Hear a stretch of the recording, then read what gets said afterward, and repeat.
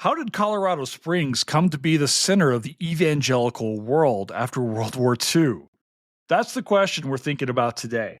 Hey, everybody, welcome back to Reckoning with Jason Herbert. This is, of course, Jason Herbert, and I have a really, really cool conversation with you today. We're talking to Will Schultz. He's an assistant professor of American religion at the University of Chicago Divinity School, and he just wrote a brand new book called Jesus Springs, Evangelical Capitalism and the Fate of an American City, talking about Colorado Springs, evangelical Christianity, evangelical capitalism.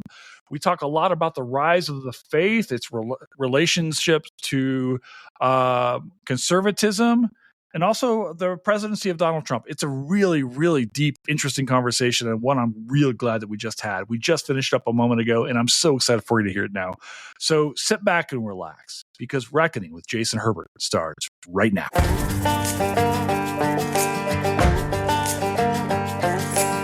My name is Jason Herbert. I'm a Southerner who lives in the West.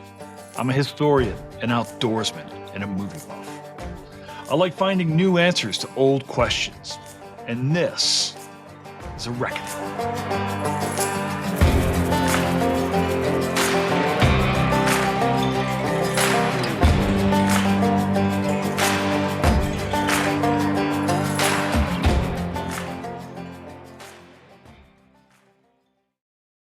All right, so here's my question. The first thing I've got for you, Will, which is like, how's the weather in Chicago? We're recording November 14th. Is it getting cold there yet, or is this a La Nina thing kind of keeping it warm? Astoundingly, it is not a frozen tundra Yet. We had our first snow of the season about a week ago. It left a dusting on all of the Halloween decorations, but we were expecting more than a dusting. The weather forecast was the extremely precise. It's going to be between 1 and 15 inches of snow. Okay. It was closer to 1, but that's all melted. Okay. It was 60-something degrees today. It was. I know I'm tempting fate. I mean, you're wearing you got the cable knit going on, so I've got, but I didn't need to wear a big, goofy, puffy jacket. Okay. Today, and so I consider any day in November in Chicago that you're not wearing the puffy jacket is a victory. And so I will savor each day that I don't have to do that. You know, it's I was looking. The American Historical Association's annual conference is in Chicago in January. And Chicago's my favorite town, man. Like for me, there's Chicago and Boston, which are kind of like neck and neck. I think it's Chicago, but sometimes I wonder. And I look at it, I'm like, do I want to go back to Chicago in January? Like I was there, is it 2019? I think is the last time I was there. I don't know, but like I love that town. It's first time I was ever in Chicago, because I'm not a native Chicagoan. Right, we can tell because you can understand your accent. I'm from North Carolina, actually, which rather different in a lot of ways. But the first time I was ever in Chicago was for the AHA, 2018, 2019. Yeah, I think. I was there. It was terrible. I mean, it was great. It was cold. It was brutal. It was lovely, but yeah, just the wind sweeping down. Yeah, I remember those streets. It was. It chills you. I did a fellowship in Chicago for like a month. Newberry, we were talking before we started, and in like June, and it was just lovely, right? It was like the summertime Chicago is just like I love that town. How long have you been? How long have you been now in Chicago? This is my 5th year on the faculty. Here. I was hired at the beginning of 2020. Didn't start until 2021. I was there was that thing that happened. The COVID thing back in 2020.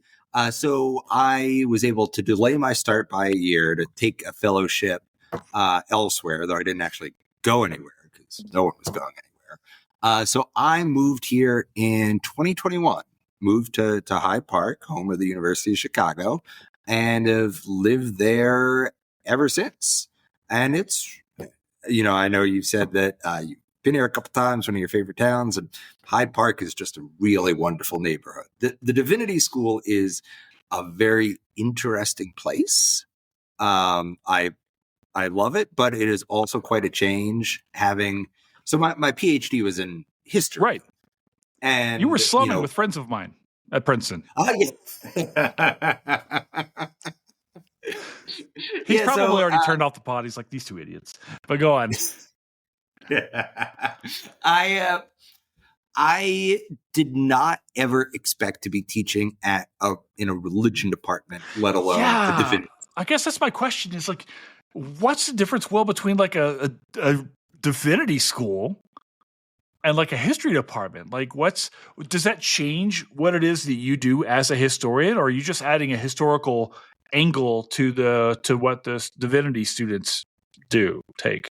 Yeah, you've got, and again, the University of Chicago Div School is weird in a couple senses because we have both people studying to be academic scholars of religion, trying to get, a PhD in religion, but you also have people studying for their MDiv. So, they're smart people, they're studious folks, but they have a really practical bent. They're going to be pastors or chaplains, or they're going to work for a nonprofit. And so they, in the classroom, are much more willing to bring in the personal perspective, to be like, I feel, or this is what I believe about what we're reading, which is certainly different from history. There are like the conversation partners are different. There are historians here. A lot of my colleagues in American religion are historians, but we have ethicists, we have theologians, we have anthropologists. And so you've got to figure out a way to talk to all of these people, and they ask very different kinds of questions. So if we're talking about like Max Weber, right, Protestant ethic, spirit of capitalism, as a historian, my instinct is to be like, all right, what's the context in which Weber was writing?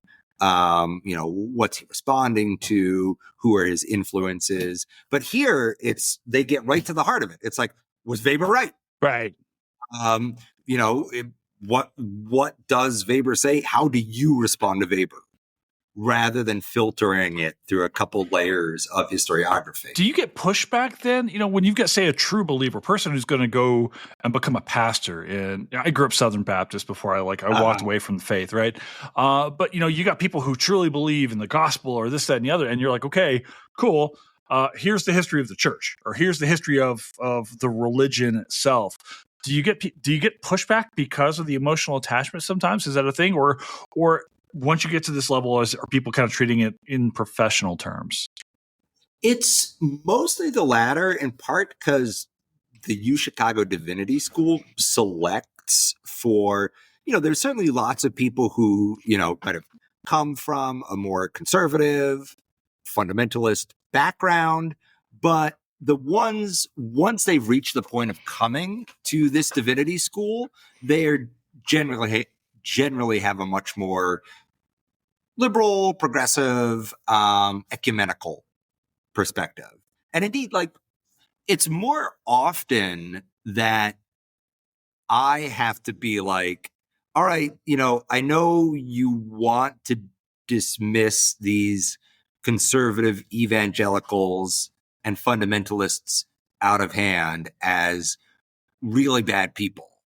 And I sympathize with that, but let's try to think about, what's motivating people who support Trump, or what's motivating people who were part of the moral majority or who favored prohibition.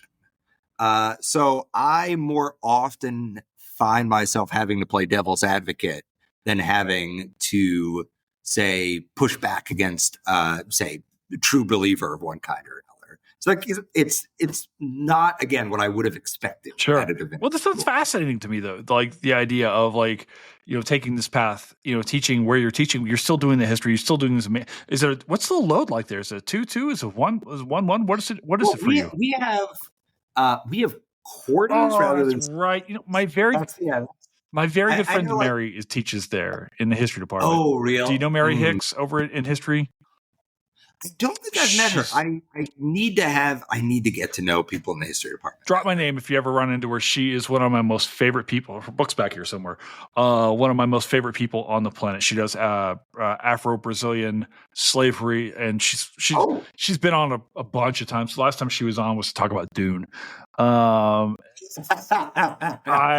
love Mary so much, but no. I remember she told me she was like quarters. I was like, I don't know how you teach them quarters well. Like this is beyond me. Still figuring that out. Okay. Like so the quarters keep getting shorter. They used to be 12 weeks, then they were 10 weeks. And now that right when I started, they reduced it again to 9 weeks. Goodness gracious. Right. Okay. So it is, and apparently that's like to help students with internships, right? Before, when the quarters were longer, the students were going into summer later, and so we're missing out internship opportunities. That's not the only thing, but that was one of the big things. That's a lot. I don't know that I could do that. I don't know that I have, like, when I think about like how I would teach like an American history course, I don't know that how I could do it. Like how do you even, so you just have to change the kind of classes you do. Like when I came in here, one of the first things I offered was just kind of a general survey. Sure. Religion in the United States since 1865. And it was a good class in some ways, but it just did not work because you can't do that in 9 weeks. Yeah. And so I had to reformulate it. I had to make classes more like topical, more focused around a specific question. So like I do a class on fundamentalism. And what is fundamentalism? Is it a useful term? In terms of just how cramped the quarter can make things, a friend of mine who is a specialist in early Christianity, she and I co-taught an undergraduate seminar called #Blessed. Okay, I like it. About the prosperity gospel. Okay. But taking it back, we're not just starting with Joel Osteen, we're going back to the gospel, the New Testament. But not only did we only have 9 weeks to do it, because of the way holidays fell and because of the way the quarter started, we had all of 7 classes to cover the Christian view of prosperity from the New Testament down to the present. Okay. So it's like 1 week, you got to do the Reformation. Yeah. I mean, doesn't this though put a lot of the onus on students themselves? Like in this, all my friends who were professors, I just literally before I got on here was like, I just saw one of my people I respect most in the world. I call him Obi-Wan in my head. His name's James Brooks. He teaches at the University of Georgia. He was posting a thing about AI and everything like that. And I'm like, doesn't this push like the content knowledge onto the students? Like you have to do the reading, or else you're just not gonna be ready. And I am so ridiculously spoiled here because the students will do that. That's awesome. That's great. Yeah. UChicago talks a very big game about how, the students are nerdy and super smart and driven, but it's not just talk. Like it really does attract a particular kind of student who, will do all the reading you give them. Yeah. And I know like what a privilege that is now. I am like, are the students perfect? Of course no. not. Like, there's no such thing. They'll say stupid things in class, but then again, that's what the class is for, though, right? The class is the laboratory. Come say stupid stuff. Yeah. I used to tell my students, I'm like, this is where you make the mistakes. Don't feel like you need to come in and have like a polished statement on like, oh yes, the causes of the Great Awakening. And for the love of God, don't try to impress me, right? Just say what's on your head, Yeah, and they do. Like they're not afraid. They ask big questions. Cool. They are really engaged, and it's like for lesson planning, it makes it so easy because you don't need to overplan.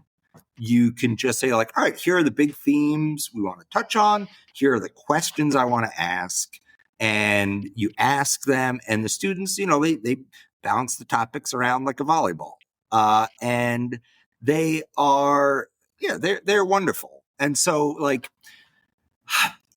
it makes the quarter system a lot easier to stomach, knowing that, they'll take something from this class, even if we have to rush through like all of the, Roman Empire in half an hour. So yeah, I'm, people attached to academic institutions, we like to complain about wherever we are, and I certainly do the same. But the Divinity School has been a really wonderful place to be for the past couple of years. Great people. We've got great people in the history department here too. There's this really vibrant intellectual environment, lots of cool workshops. And then add to that the fact that you're living in Chicago. Just an incredibly cool city. Have you seen, we just did a film on the watch party. Have you seen A House of Dynamite? It's on Netflix yet. That's the one that's Catherine Bigelow. Yeah. Oh my gosh. Right. Chicago factors heavily into it. I can't reveal anymore. But I'm a Chicago fan. Like listen, if you coming from Western Kentucky, that's kind of like, that was the city, I think in some ways. Though a lot of us, of course, I grew up in the 80s, right? So watching WGN and Harry Carey and the Cubs, and I'm a Yankees fan. I'm the only Yankees fan from the state of Kentucky. But how did that happen? Don't mean to be judgmental. No. I grew up in a little town actually in Louisiana called Breaux Bridge, Louisiana. It's where I grew up speaking and thinking my last name was Hebert. We moved down there when I was 3. So I grew up in Cajun country. I grew up speaking Cajun French as a second language, and I was pretty fluent when we left. But my T-ball team was the Yankees because there's no baseball like heritage in Louisiana. So it's like, okay, this is I'll be a Yankees fan. And it was right. And Mattingly is like big in the 80s. And it's like, okay, it's not like the Yankees were good in the 80s. They were having they were kind of down on their luck during that decade. But that was like, this is the team I will be on. And I read about like Lou Gehrig, like in 4th grade. And I was done. I was like, who? This guy sounds awesome. So, and I guess that should have been the tell, Will, that I was going to be a historian. Yeah. It's like wow. Yeah. Getting into the lives of baseball players from decades and decades earlier. Yeah. Yeah. Sports, I think we often talk about the, at least I know this is very strongly gendered, like military fascination with military stuff as being a gateway to history. And that's often true. Certainly the case for me. Buff. Absolutely. Yeah. But sports as well, like especially one like baseball, which is just has a very self-conscious sense more than any other sport, right? But if you talk to Kentucky basketball fans, they'll talk about Adolph Rupp, and we have names for the teams and things like that. The Fiddlin' Five, the Comeback Cats, the Unforgettables. Like there's a thing. So. That said, we're talking about Chicago and Louisiana. The one place we're not talking about is this city of Colorado Springs. So I'm very close with my friend. I'm going to give a shout out to my buddy Sonia over at UNC Press. She's the best. I love her so much. But she sends me about this many books, I think, daily. They spoil me with the amount of books I have here from the press, right?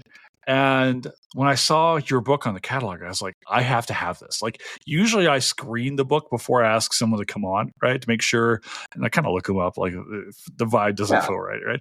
But I saw this book, I was like, I have to get this dude on here, right? And then on the back, I look at who's blurbing it. And I message Kathleen, who's a buddy of mine, and I'm like, oh, you're vouching for this. I don't know about this. And she's like, you idiot. Stuff. Kathleen was extremely generous. She's in your town, man. She's just up the road. Such a bummer. She was here when I arrived, and I really do need to touch base with her more recently because I know she's doing this project on Colorado in the 90s and the apocalypse. She's from Denver, right? And Kathleen is, in my terms, the best human. Like I love her. So, and she's been first time she was on the pond, she did like Con Air. So, like if you know a person, just take think about whatever work they've done and just throw out the window, and then they've been on this pod. But I got to ask you, of all the places, when I look at like, say, when I looked at like, you're essentially your heritage as a scholar, right? Thinking about who trained you and then who they trained with and things like that. You could have chosen, and there's no shortage of places to look as far as to think about evangelicalism and stuff like that throughout the United States. You could focus on the South. You could have focused on the flight to California, things. I read Kevin's books when I was in grad school. Right. So did I. Yeah. Imagine that. Why though, Will? You wrote this book in Colorado Springs. Like, what was this a thing that like you always had in your head when you went to graduate school, thinking, "Oh, I'm going to write about this"? Like, how does Colorado Springs come into play in your story here? Yeah. So I always, I was coming of age in graduate school in a time where, especially if you're doing political history, you often think about, what's a place to illustrate something. My advisor, Kevin Cruz, wrote for his dissertation, first book, really great study of Atlanta and conservatism there.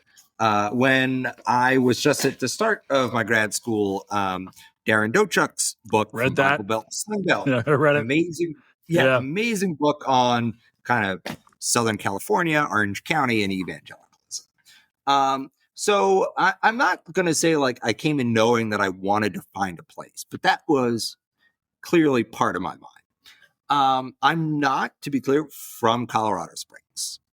First time I ever went there was when I drove out there in my dinky Hyundai Sonata to do research. I'm from, as I said, North Carolina. Grew up there, did my undergraduate work at University of North Carolina. You're just following Cruz all over the place. I know.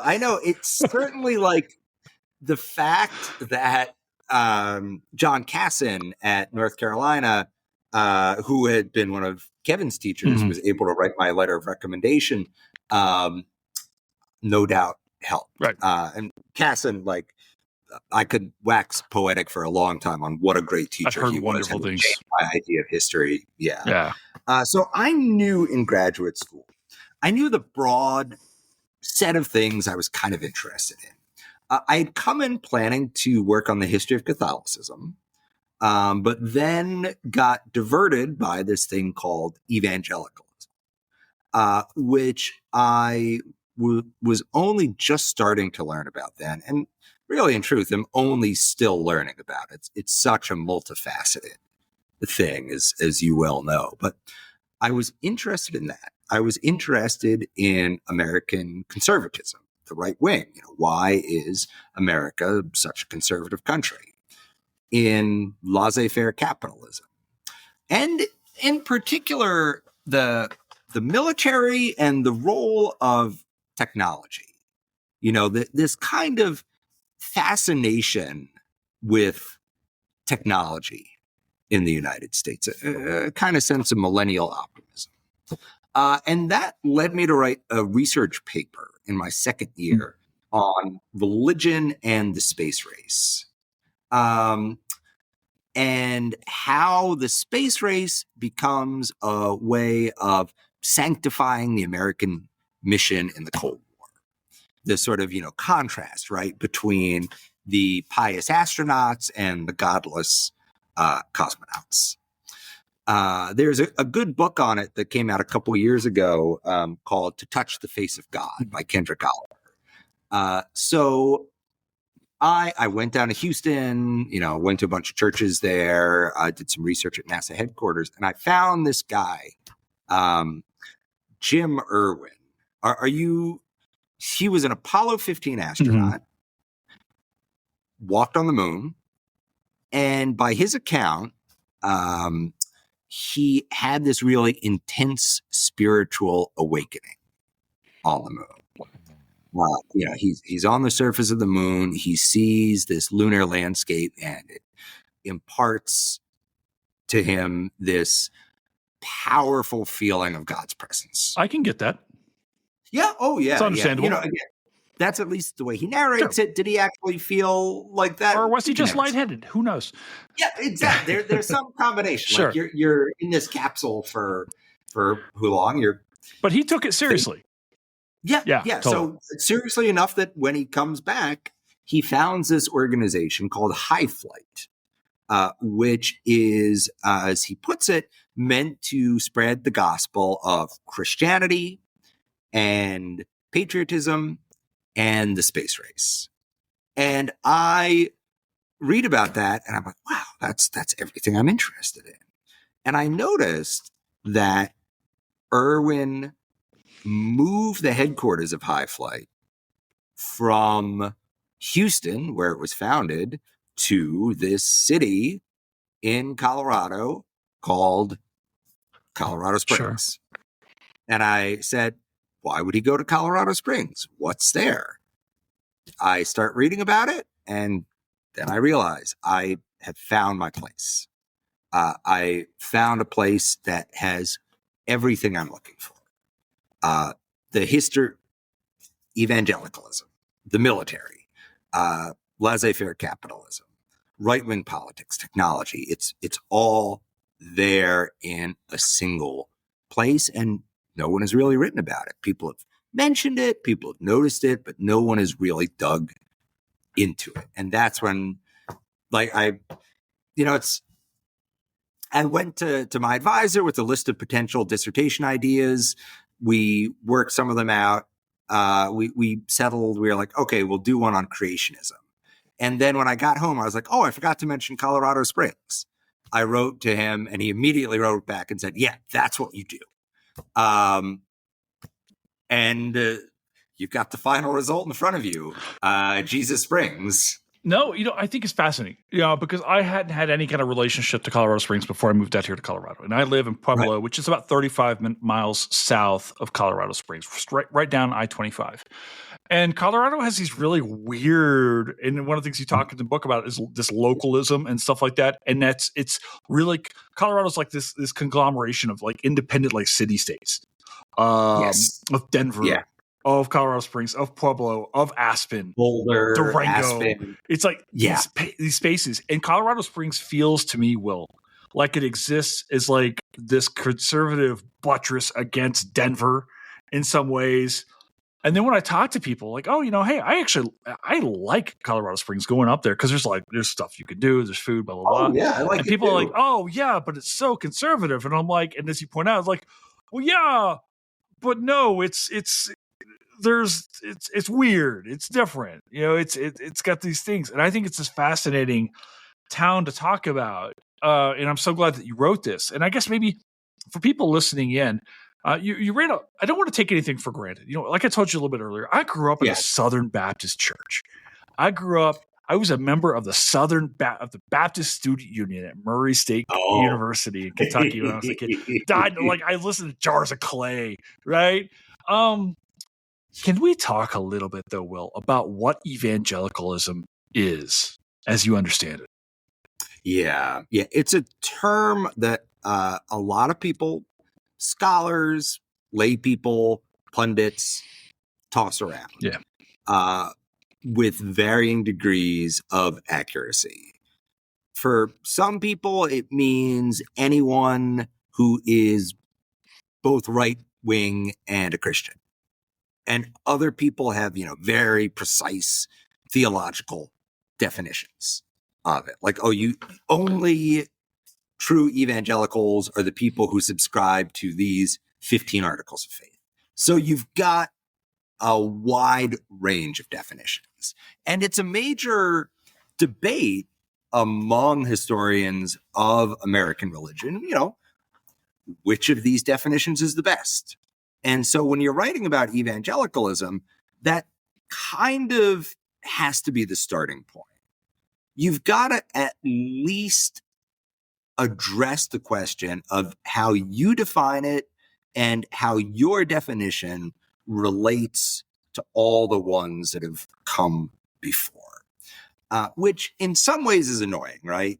Having to work with this long tradition of debates and having to immerse yourself in these things, which can feel very arid and very petty. But on the other hand, I think it's good to be forced to think about, what do your terms mean? That's something like when teaching, I try to impart to students, like, what do you mean by this term? And so it's absolutely fair to turn back on myself and say, what does evangelicalism mean? For me, the central facet of American evangelicalism is the idea of revival, that it is a form of Protestant revivalism. And it is the effort through mission work, through proselytizing, to make, in this case, the United States, a Christian nation by bringing about a national revival in a way that will transform individual lives and bring the United States back to God. And this is a long-running tradition in American Protestantism.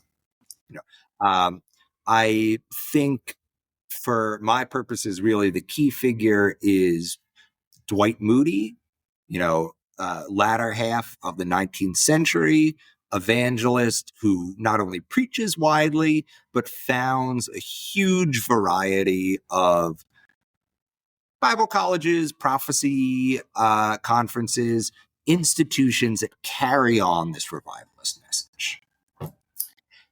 And that tradition runs through the end of the 19th century into the beginning of the 20th. What we think of as the fundamentalist movement, which often gets talked about. You might have had folks come on to talk about like the Scopes trial or the fundamentalist modernist conflict.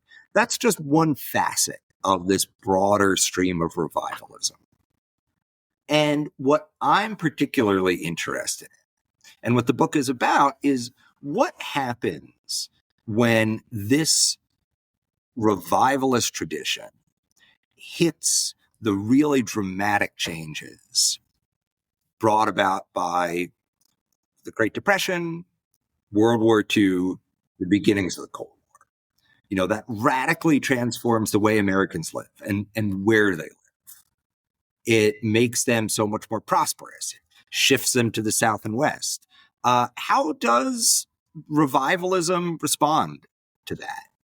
And I try to argue in the book, that in Colorado Springs, you see the result, a kind of fusion of evangelicalism, a very strong form of patriotism, and a similarly strong embrace of capitalism.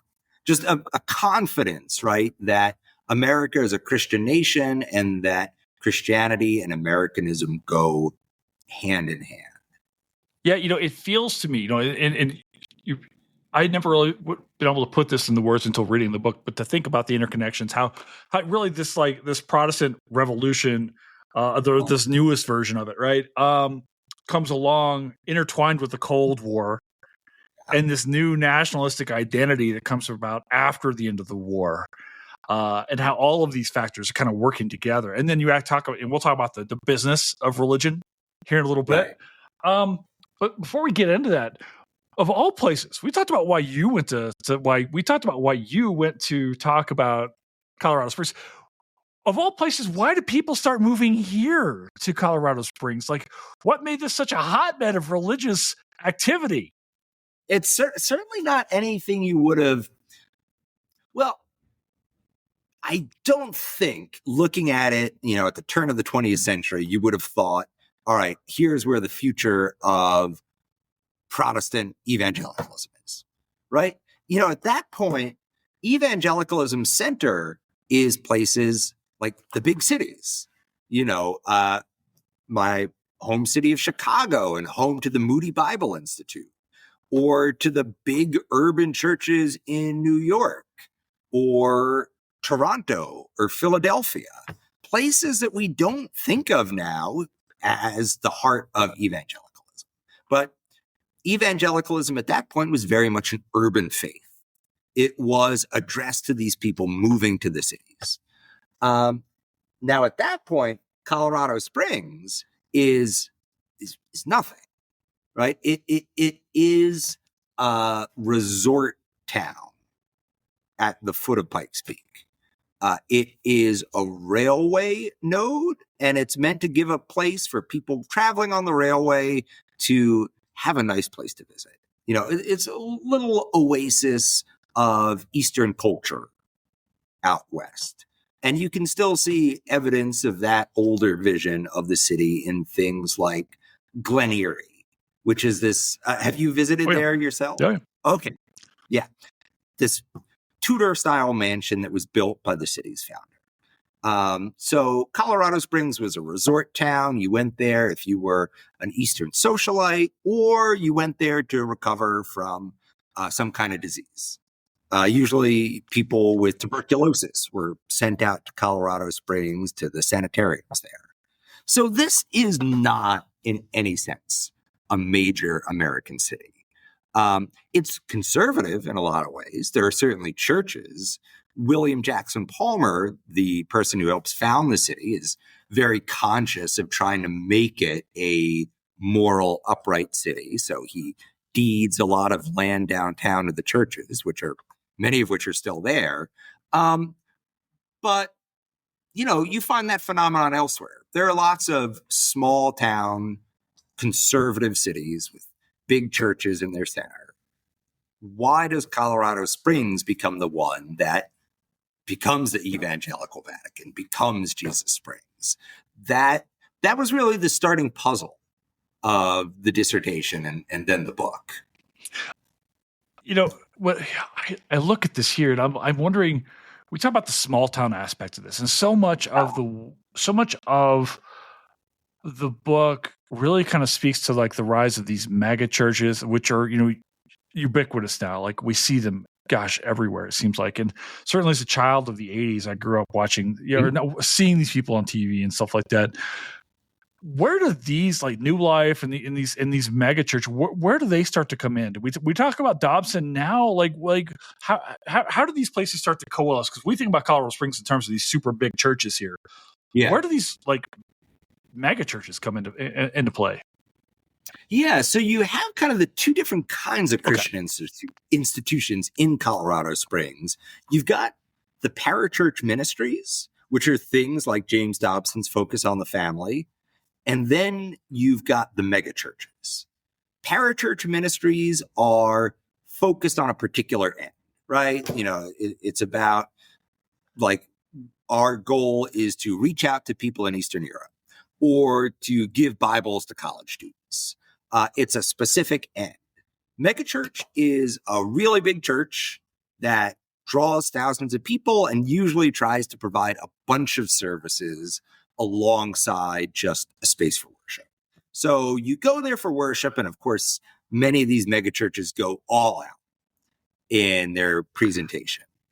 Like, you know, they've got professional bands, they've got staging and lighting directors. New Life was, even among megachurches, really theatrical. But you've also got like, they have, schools, they have coffee shops, they have small groups where you can meet with, you know, if you like fishing, the megachurch will help you put together a Bible study dedicated to fishing. And all the other people in the church who like fishing, you'll get together, you'll talk about the Bible, and you will go fishing. You'll be fishers of men. Exactly. Right, absolutely. Yeah, you'll find passages in the Bible that. But there were like singles groups and stuff like that, right? Designed to help you get married within the church. I'm guessing the singles groups, right? Then when you have kids, you know, they've got like kindergarten, nursery. Every aspect of your life will be, or at least is promised. Gift shops.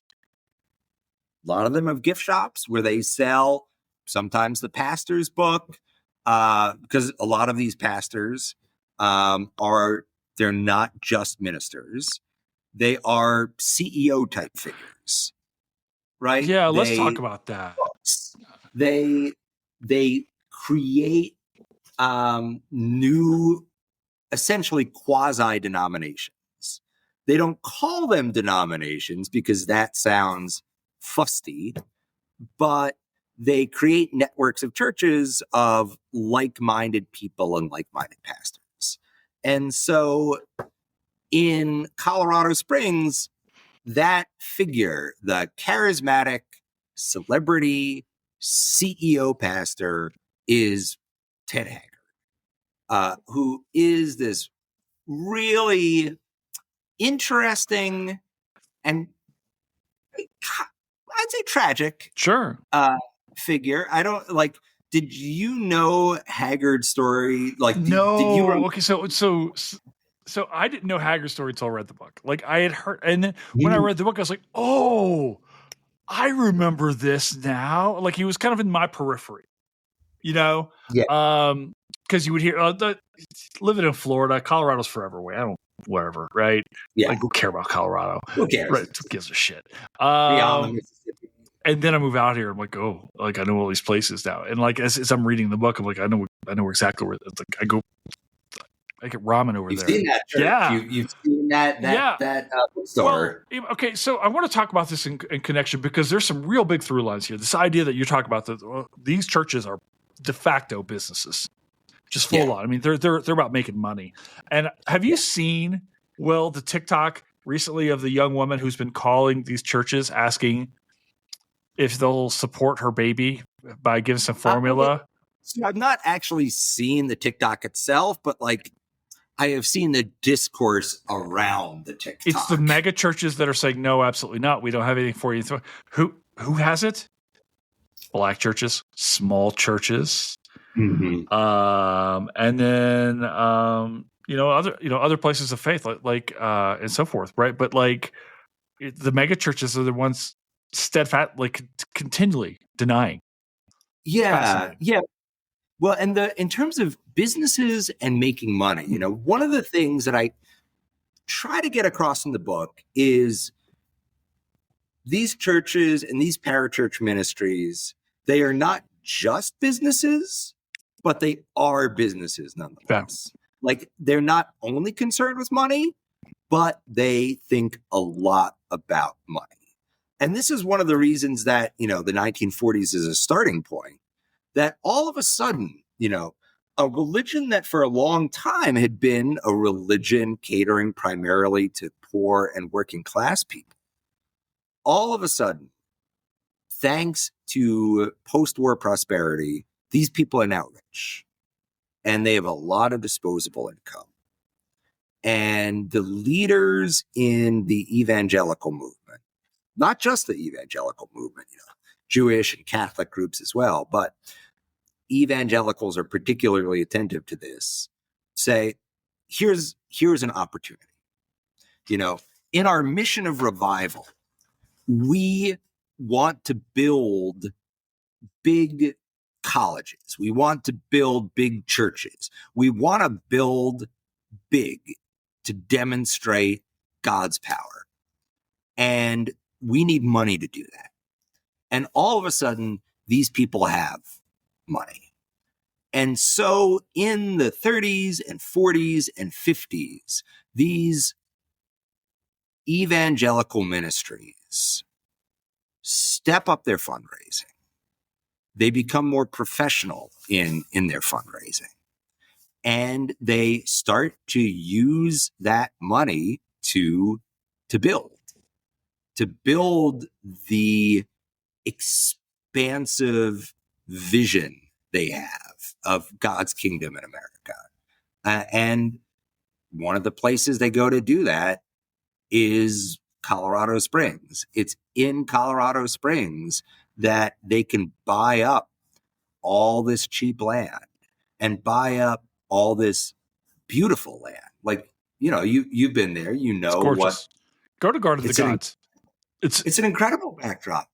Oh gosh, Garden of the Gods is one of the most beautiful places I've ever seen in my life. Whenever I didn't want to be in the archive, which was often, I would go to Garden of the Gods and just walk around. Sure.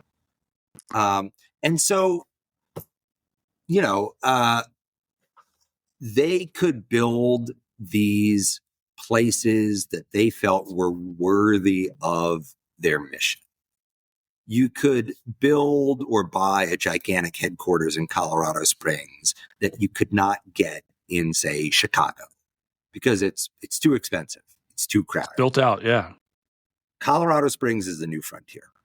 And that's true, from Southern California as well. That's already filling up and becoming too expensive. And so these organizations which started there now look somewhere else. And as more and more of these organizations start moving to Colorado Springs, it starts in the late 1940s, starts accelerating in the 50s and 60s. It's a tightly knit world. These people talk to each other and they say, hey, Colorado Springs is a great place to be. It's cheap. You can hire workers for cheap, which is important, right? As you said, these are businesses. They worry about the bottom line. And you've got lots of other evangelical organizations here. Why not leave Los Angeles behind? Leave New Brunswick behind.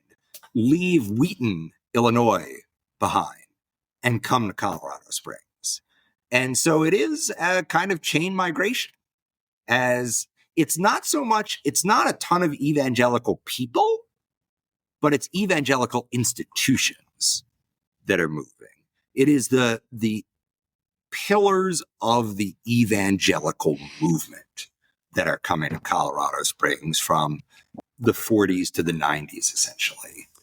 Colorado Springs remains, I think, in a lot of ways, still the reddest town in Colorado. There's certainly some small kind of agrarian towns and things like that, but it's of the major cities. For a big city, yeah, absolutely, right. A lot of this has to do with the Air Force Academy and Space Force, which may or may not remain in Colorado. What's the status? Is that decided yet? I believe the governor is suing the federal government to keep Space Force here in Colorado Springs. I have no idea. Godspeed. I actually love Alabama. Alabama's lovely, but the barbecue is terrible. So but listen, if you spend any time in Colorado, the barbecue here is awful too.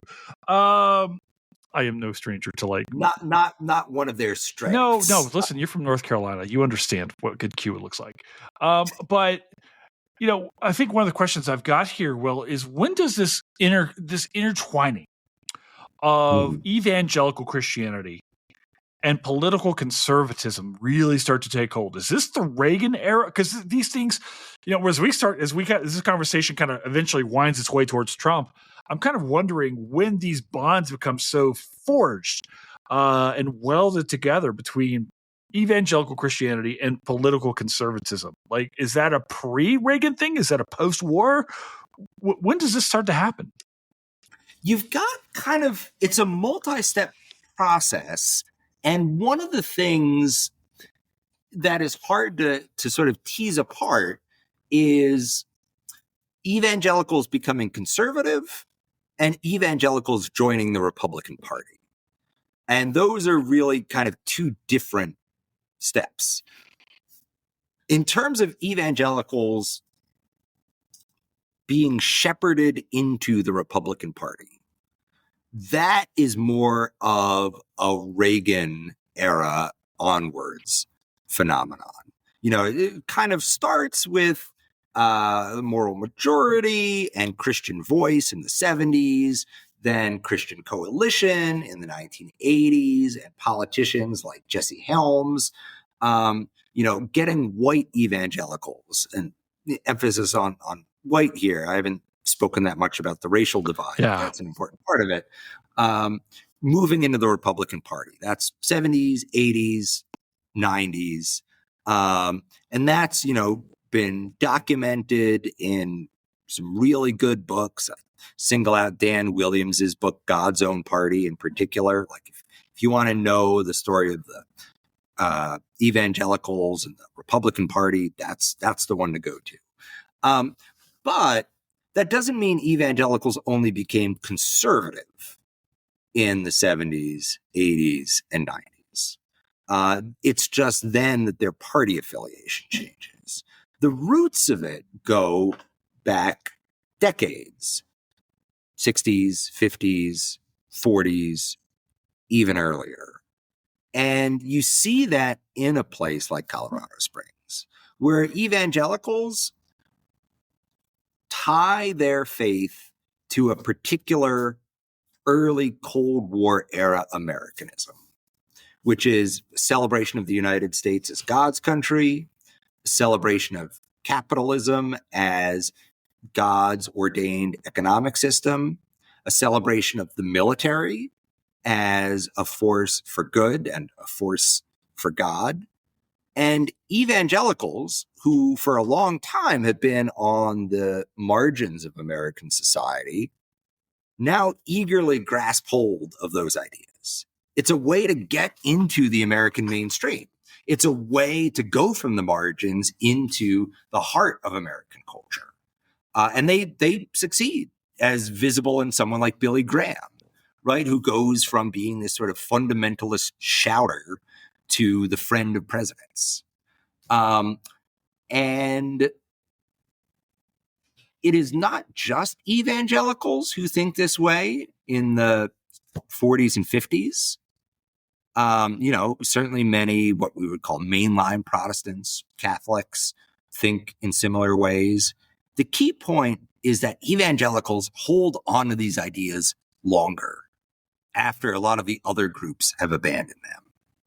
And so in the 70s and 80s, when ecumenical Protestants are being like, no, we don't want this blending of God and country, evangelicals, it's a chance for them to say, hey, we're the defenders of this American tradition. We are protecting this legacy, and we are defending it against these godless liberals and godless liberal Protestants. So, and that's where you start to get the process of white evangelicals being rolled up into the Republican Party. So what we see in the Reagan era and onwards is a distinct phenomenon of its own, but you can't really understand it without thinking about this kind of melding of evangelicalism and Cold War Americanism that you see in Colorado Springs. I want to come back to the defense thing here in a bit, but before we go, I feel like it's important for us to talk about this, because when I think about Colorado Springs, when I drive around Colorado, people here look like me. It is an overwhelmingly Caucasian state. There are not a lot of black folk here. By my own observation, at least as a guy coming from the South, things like that. Mm-hmm. The demographics of this state. And I wonder, well, if you think that part of the reason why this attracted some of these places was because, frankly, it's a very white space. Yeah. So the irony is that Colorado Springs is a reasonably diverse city, in part because of the military. Right, you have this large army base there in the southern part of the city, which has a lot of non-white people serving and working there. You have a fairly large, again, relatively speaking, Hispanic population there, but the way Colorado Springs markets itself, at least for the 30s and 40s and 50s, is as a very American city, which often then translates into a very white city. And that, even as the city becomes more diverse, you also have a pretty strong degree of segregation. Not, de jure segregation, but there is a pretty strong split between kind of the more southern part of Colorado Springs and the more northern. Oh, sure. There's the Conejos neighborhood, right? The traditional Chicano area. And sure, absolutely. In the southern part, like you even driving today, you say, oh, this is the black part of town. This is the white. People will tell you in these very blunt and, not comfortable terms where people live. Yeah. In the Springs. Yeah. So Colorado Springs is diverse in some ways, but in other ways, it's still, and certainly for its earlier history, was very segregated. And it was in those more northern, more affluent, and more predominantly white neighborhoods that the later generations of evangelicals came to. That was where they moved, into these big office parks. A lot of the headquarters of the groups which moved there in the 80s and 90s are indistinguishable from like the defense contractors. Again, going to the idea that these are religious institutions, but they're businesses as well. Focus on the family, the big kind of media empire that James Dobson builds. They move into northern Colorado Springs. Woodman Valley Chapel, New Life Church, the biggest mega churches there, they are on the northern side as well. So it is this affluent and fairly white exurb that becomes the real center for evangelicalism. And again, like to the credit of a place like New Life, they try to be more diverse. They open, downtown campuses. They do a lot of social service work.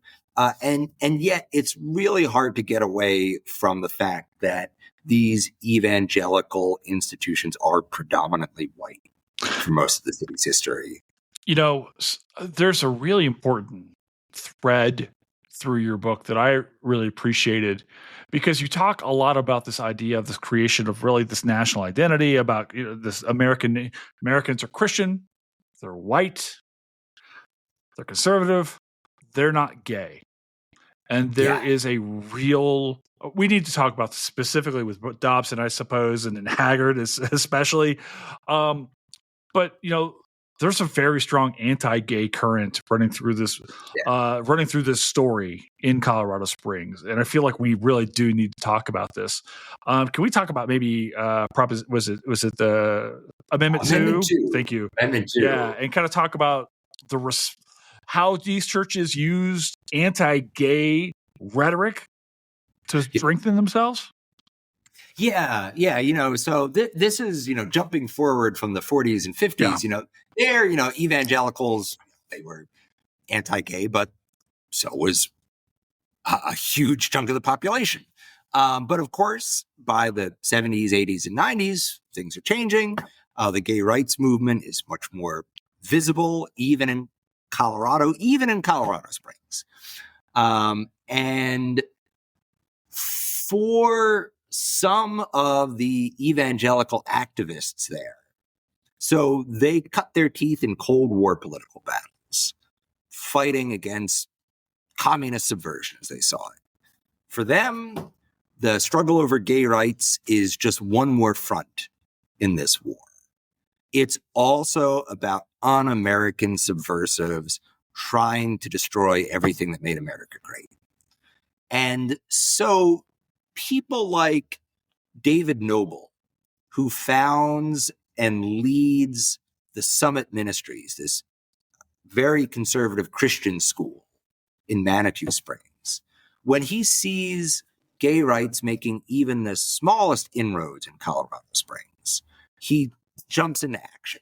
He rallies the other troops, the people who've been fighting communism for decades, and says, we need to go after this new enemy. And that's how you get Amendment 2, which is an amendment. Colorado has this long tradition of direct democracy. You can alter the state constitution through vote pretty easily compared to other states. So they put this amendment on the November 1992 ballot, which essentially it's very convoluted wording, which is intentional. They want it to be kind of vague, but it gets rid of all gay rights laws in the state, the ones that have been passed in more liberal places like Boulder and Denver, and then prohibits the passage of new ones. And all the polls show that it's going to go down to defeat. There's lots of evangelical church leaders fighting for it, but seems like they're going to lose. But they don't. So November 1992, even as Bill Clinton is winning Colorado voters approve Amendment 2, this really radical, expansive, anti-gay measure. And this is where you really start to get this language of the culture war, which I talk about a fair bit in the book. And primarily the people talking about culture war are these anti-gay evangelicals. And they're talking in terms of culture war because they want to rally non-evangelicals and evangelicals who aren't conservative to their cause. They want to frame this struggle against gay rights as this existential battle. You know, we are defending Christianity in this war, and it is the gay people who have declared war on us. So the culture war, I don't want to deny that cultural conflict is real, right? You know, you can look around and see that. You could see that in the 90s, you see it now. But the phrase culture war, that specific phrase, is, I think, a kind of political strategy too. Conservative evangelicals invoke it. They talk about it in a way to try to bring people to their side. And Amendment 2 is part of that. You know, this is the first shot in the culture war.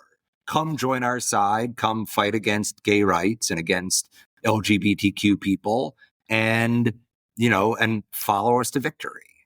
And James Dobson happily jumps into that. Ted Haggard is supportive of it. You know, this is kind of where Colorado Springs finally gets national attention. That's when people start to see it as Jesus Springs. You want to talk about Haggard's story? Because I guess he teased it already, right? Well, yeah. It's the juicy bit. We'll spill tea on Haggard. I think he's earned it a little bit. Yeah. As I said, it's a sad story. It's also, to some degree, a story that he himself is responsible for. It's not an exclusive story, though. Well, we've seen tons of people saying these horrible things about gay folk, trans folk, and people across the spectrum. Turn out. And then what do you know? Yeah. So Ted Haggard, this very charismatic pastor, he actually has a Louisiana connection. Graduates from Oral Roberts, briefly pastors is a pastor at a megachurch in Louisiana, moves out to Colorado Springs in the 80s, founds New Life, which becomes this massive church. It is sort of, it's not Pentecostal, but it's, say, Pentecostal. There's vibes, Pentecostal vibes through it. All of these megachurches have these real Pentecostal, like, belief structures. The engagement is there. It's about power. Yeah. Right. It's about unlocking a kind of power within yourself. I have to ask you, Will, real fast. Did you sit through any of these? Did you attend any of these when you were there? I did not. Okay, I was wondering. I did not. And in retrospect, I should have. That's obviously New Life now is different than New Life was in the early 90s. So you can't make a one-to-one comparison, but it's a tradition that I'm an outsider to. And I feel like going to some of the services, would have helped. But such is life. All these services at New Life they're not as, let's say, wild as some worship services. We've seen them online. Yeah, sure. Yeah. There is some speaking in tongues, but ultimately it's sort of a taming of that. It's Pentecostal, but in a way that middle-class white-collar people can enjoy. Diet Pentecostal. Yeah. It's a Diet Coke of Pentecostalism. But with the same promise of you can unlock this power. Sure. Yourself. Haggard, super successful. It becomes a church of thousands of people. He becomes best friends with George W. Bush, president of the National Association of Evangelicals. Time magazine names him one of America's 25 most influential evangelicals. And then in 2006, it comes out that Haggard has been visiting a male prostitute, paying him for sex, and buying and using crystal meth. Needless to say, this does not go over well with his congregation. He apologizes, resigns, is essentially exiled from Colorado Springs for a time. His church says, we don't want you in Colorado Springs. We don't want you in Colorado. He winds up in Arizona selling life insurance. And that is the end of the public career of Ted Haggard. New Life is still there. It's still the biggest church in Colorado Springs. But, and this is kind of the kind of closing part of the book, New Life no longer is as influential as it was. It's no longer, let's say, setting the pace for American evangelicalism. The same way that Focus on the Family, it's still big, it's still important, but it is not the face of evangelicalism. So Colorado Springs, there's still plenty of evangelical groups there. There's still plenty of churches, but it doesn't define the movement the way it did in, starting in the 40s and 50s and certainly in the 80s and 90s, when it is the face of evangelicalism. James Dobson is, one of America's most prominent evangelicals. Ted Haggard is one of the most prominent pastors. Those years are gone by. Well, I do want to talk about a thing that does set Colorado Springs apart all the way to this day, which is the Air Force Academy. And also this term, Will, that comes across on my Facebook feed every so often. It'll be someone I went to school with, something like that. There's been a terrible thing that's happened in the family. And prayer warriors, we need your help. Yeah. Prayer warriors. Yeah. Well, I'm going to say this as softly as gingerly as I possibly can. That is the dumbest phrase I've ever heard in my life. I never understood it. Even when I was a practicing Christian, I didn't understand this concept of prayer and warrior going together. And yet I can't help to see now this very militaristic going all the way to Hegseth and his tattoos that are linking like the Crusades and like, what the heck is going on with this interfusion of militant Christianity and the Air Force Academy right here in Colorado Springs? Yeah. Like, what is up with that? Oh gosh, yeah. Well, you have 6 hours to respond, sir. Right. Hegseth is a thing of his own, but he comes out of this tradition, this idea of. So, there's a couple different ways you can be, a prayer warrior. New Life and Ted Haggard, popularized the idea of, prayer as a form of fighting against demons, the spiritual warfare. And I've got a chapter in the book which talks about, say, spiritual warfare, the novels of Frank Peretti, the spiritual NORAD that opens in Colorado Springs. So there is this idea of prayer is this powerful technique for acting on the physical world, right? You want to change things in this world. The spiritual plane is the most important. You do battle there and things in the physical world change. So that's one kind of prayer warrior. The people who do this sort of spiritual warfare. But you're right. There's also a more literal sense of the warriors, the people at the Air Force Academy, which, especially in the early 2000s, I guess, this would have been, well before you moved out to Colorado. But the Academy gets a reputation as a place where evangelical Christians proselytize to the other students there, which, proselytizing, perhaps it makes us uncomfortable, but, we can say no in most cases. But in the military, it's a little different. It is. Right? If your commanding officer... Power dynamics. Yeah, is proselytizing, or even a senior student. Sure. Like, what do you do? And so when that happened, when that came out in the early 2000s, that there was this evangelical proselytizing, a lot of people understood it in terms of the war on terror, right? That this is a consequence of George W. Bush being this devout evangelical and of promoting the war on terror in religious terms. And that's part of it. But it goes much further back. It goes back, again, to the early Cold War. The Air Force Academy is a product of that era. The Naval Academy, the Military Academy, right? Those go back to the 19th century. Air Force Academy is a new generation. It's founded in the 50s. It's founded in the midst of this religious revival, and it reflects that. It is supposed to be a place where cadets, they not simply learn to become soldiers, but their spirits are supposed to be molded as well.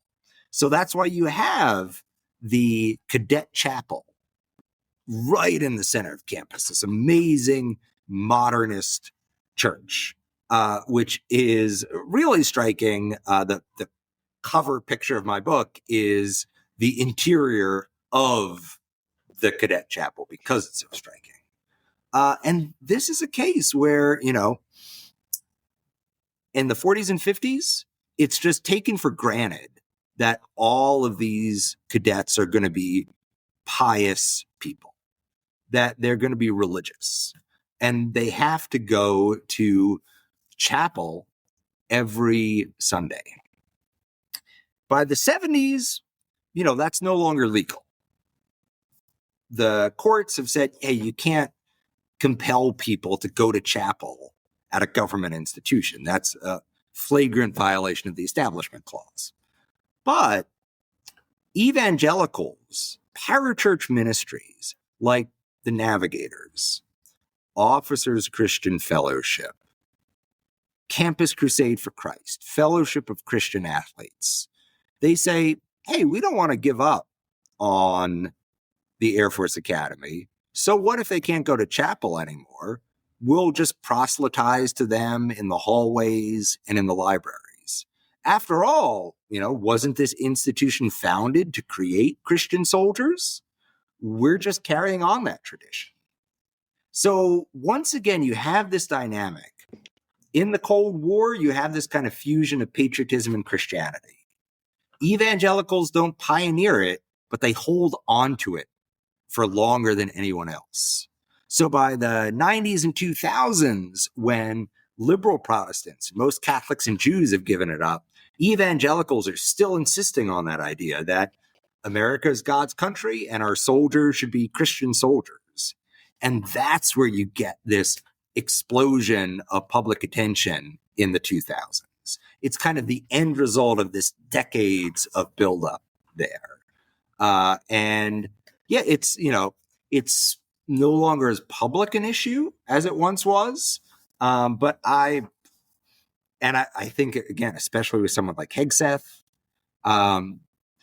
the Republican Party, the MAGA movement has really prioritized rolling back any kind of restrictions on proselytization. There's a very good chance we will see more of this in the American military in the years to come. It's probably already happening now. All of this comes to pull these ideas together here, Will, of like, we kind of been building our way towards this. And I hate having to do it, but we have to talk about this moment in time. Yeah. How do Protestant evangelicals, disciples, and followers of the word of Jesus Christ come to follow Donald Trump, especially as I've been watching the news with the Epstein things and so forth the last few days? Yeah. Virulent defense coming out of the churches on the for the president on this kind of stuff.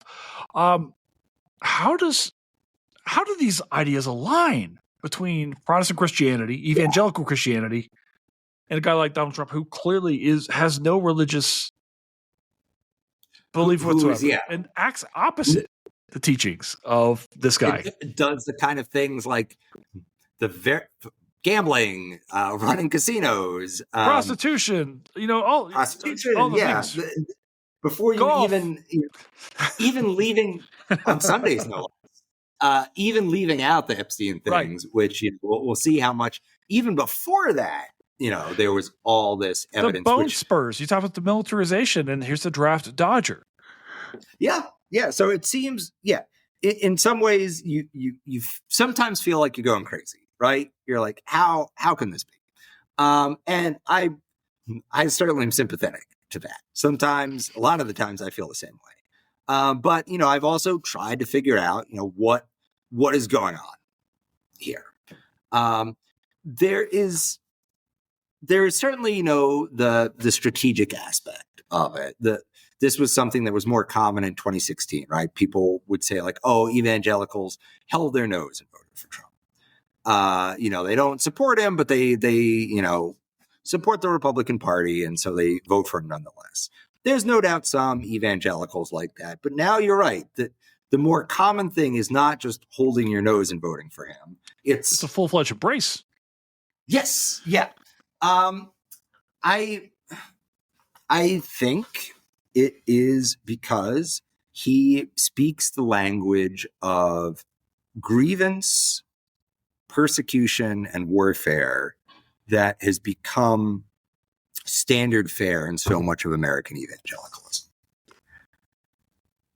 At the beginning of the Cold War, you saw aspects of that. But at that time, evangelicals were confident that American culture was on their side. But we live in a really different context now. America is much more secular. America, even with these efforts to roll back these advances, is much more culturally liberal. And there is this strong sense of embattlement among evangelical Christians.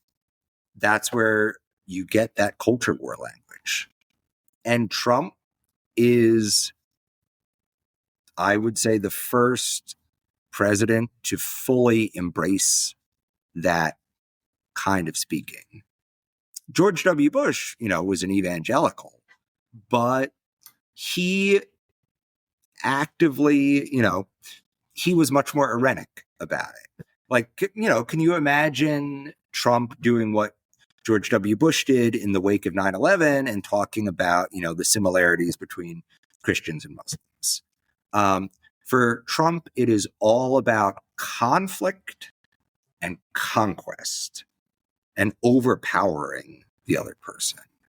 And that is an extremely appealing message to a big chunk of white evangelicals.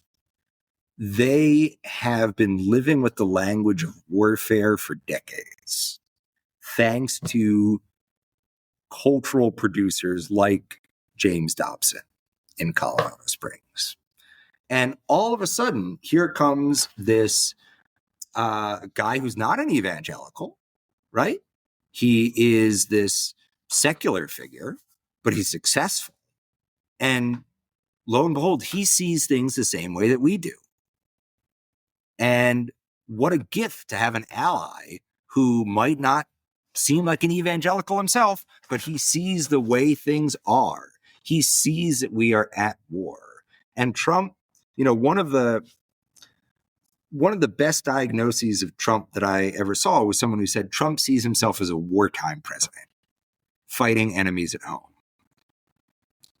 Many evangelicals have been living with that worldview for decades now. And Trump answers that. Trump says, yes, you're at war. I'm your commander in chief. I'll lead you into battle. And so prayer warriors who might look askance at, casinos in Atlantic City will nonetheless line up for this guy who they see as a sort of warrior president. Which, as you said, takes on a special irony given Trump's own service record, given the fact that Trump in many ways it is not a fighter, is someone who seems like he'd be much more happy on daytime television than as commander in chief. But, this is politics is a world of images. And he has so far projected an image of a fighter that white evangelicals, not only them, but them in particular, respond to. Well, I want to ask you this. We talk, as we're kind of coming to a close here, we talk a little bit about, and you kind of come up as the book itself closes, about how these spaces in Colorado Springs have kind of lost their power. They still have a local identity, but seem to have lost maybe the national grip. And I'm kind of wondering, is that due to like these meta spaces? And I'm thinking now, there's the new the Young Washington film that's coming out next year. That's being produced by a faith-based production agency. Check out the trailer. You can find it online. The teaser's online right now. It's pretty benign, but I kind of feel like the full-fledged development of Washington as this, as this Messiah figure is probably coming, based on what I know on the production company. But we'll see. But there's no short. A lot of these films do very, very well within their own market, and there's no shortage of films starring Dennis Quaid out there. He's made a nice little niche for himself, hasn't he? Listen, I don't begrudge anybody trying to make $1, I suppose, but like, where has now the evangelical movement gone? Who's pushing? Where's the lead at now? It's no longer in Colorado Springs. Is it on the internet? Has it become the Matrix? Where's the lead? What's leading the evangelical movement now in 2025? Yeah, the evangelical movement as a movement is pretty much inseparable from MAGA and Trumpism as a movement. That's not to say they're inseparable. That's not to say every evangelical is a fervent Trump supporter, but in the sense that there's a movement, indeed, in the sense that there's a religious revival, like that's what the Trump phenomenon is. This is another version of that much older tradition of Christian revivals in America. So, you do have the internet as a key force. That's kind of a truism, right? But it's still worth saying. Like, yeah, the internet's very important. You also have various nodes of evangelical organizing in places like Dallas, Nashville is very big. There was a good article a couple of years ago in the Tennessean about how Nashville and Williamson County are becoming centers of it. But if there is a place for it, it's Washington, D.C. That is where the vitality of the movement is. And I guess to a slightly lesser degree, Mar-a-Lago. Trump is, in addition to being a president, a revivalist leader. And that's where the movers and the shakers in the movement are gravitating.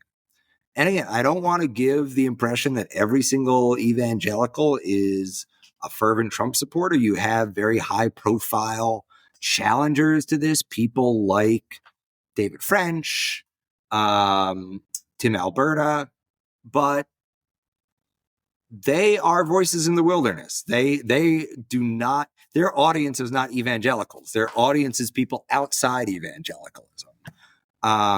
So yeah, Washington, D.C. is the center of it.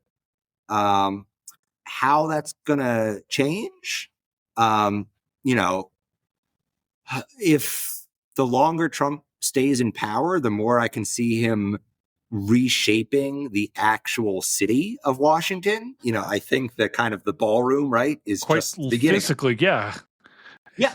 But things like, the Museum of the Bible for a long time has been a key organizing point for conservative evangelicals. You're going to get more of that. So yeah, that I think is the cutting edge, the frontier, where once it was these big cities, Chicago, then Southern California, then Colorado Springs, I think we've come back to DC. And so that's why the sort of Young Washington, which I'd not heard of, I'm going to have to check that out, sounds particularly interesting. Are you kidding me? I'm going to bring you back on when we do the pod. I'll put you. I'll be ready. Yeah, I'll, I'll put it on my calendar. oh, believe me, I'll have you and Craig Smith, who is a big Washington biographer. We'll have fun with this one. But we've been talking now, Will, for the past for the last hour and a half. What's in your future? What comes next for Dr. Schultz? Where do you go from here? Do you already have another project in mind? Are you taking a break? What happens for you? Well, I took as much of a break as I could, but that 10-year clock is always ticking. Oh, yes. And so I have been working on a project about religion and financial fraud in the United States, and about how financial fraud crops up in so many religions, in so many different communities and contexts. I think it's easy to be like, oh, that's just phony televangelists, right? Fake faith healers. That's part of it. That's the most high profile. But Catholics, Jews, Muslims, it is an endemic problem. Because religion is all about trust. And trust is easy to exploit. Like, look at how Bernie Madoff preyed on so many Jewish organizations. So how it happens and how it's regulated. Because, it puts the government in kind of an uncomfortable position. They don't want to meddle in the financial affairs of religious institutions because that's a huge can of worms. Who determines whether a donor giving money to someone, like if you give money to a prosperity gospel preacher and you don't get rich as a result, have you been scammed? Do you have a right to sue for your money back? Government doesn't want to get involved in questions like that. And yet the nature of religious fundraising forces them to think about it. So I've been kind of gathering cases of financial fraud in religion. I'm particularly interested by a case. I don't know if you're familiar with Zion City. No. It was turn of the 20th century, north of Chicago, planned community created by a faith healer named John Alexander Dowie, who builds this town and not promptly, over the space of years, defrauds it of millions of dollars, and then dies and turns over leadership to a fellow fraudster and also a flat earth enthusiast. What a concept, right? And this is right in our backyard. The records, or many of the records of Zion City, are held at the Newberry Library. All right. So this sort of story about a charismatic figure who, builds a community, builds a place for himself, in some ways serves a lot of people, and also ruthlessly takes advantage of them to enrich themselves. How, what does that say about religion? Is that religion? Is that fraud? How do we understand that? And how did people at the time understand it? How did the people who gave money to Dowie respond to these charges? As you can tell from the Colorado Springs book, I like to have a sort of concrete place to think about. And Zion City gives us a really interesting place to think about religion and fraud. Now, I'm a slow writer. I don't want to make any promises about when this book is going to come out. But if you want to pencil me in for 2035, 2040, we might all be uploaded consciousnesses by then, but I'll be happy to join you on our neural cast. Listen, pal, if we're here in 10 years, I'll be thrilled. So if this podcast is here in 10 years, I think I'll be pissed, but that's fine. I have my own plans for world domination and whatnot, but you can write about my defrauding and usurpation of the American Republic after Zion City, when you talk about the Herbert Empire. Seems fair. I have faith in you to follow your dreams. You'll call it Jason made a heel turn. It'll be fine. So Well, dude, this has been, I was really looking forward to reading the book, and I got my hands on it and just loved it. And I was really looking forward to meeting you and talking to you. And this has been just a blast, dude. I feel like I could keep talking to you for the longest time. This has been amazing. Thank you so very much for taking the time to talk about your book, your work, all this different stuff. This has been just a delight for me. It's been a real delight for me too, Jason. Thank you so much for giving me this opportunity. Great talking with you, and hope we'll have a chance to talk again soon. We'll do it.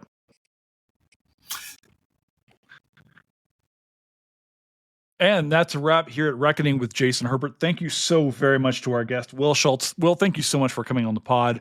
Thank you to our producer, Fletcher Powell, for making this show run. And thank you, of course, to all of you for continuing to listen in and sharing this podcast with all of your friends. Thank you so very much for being here. And we've got a whole bunch of stuff coming for you soon. So ciao for now. Bye.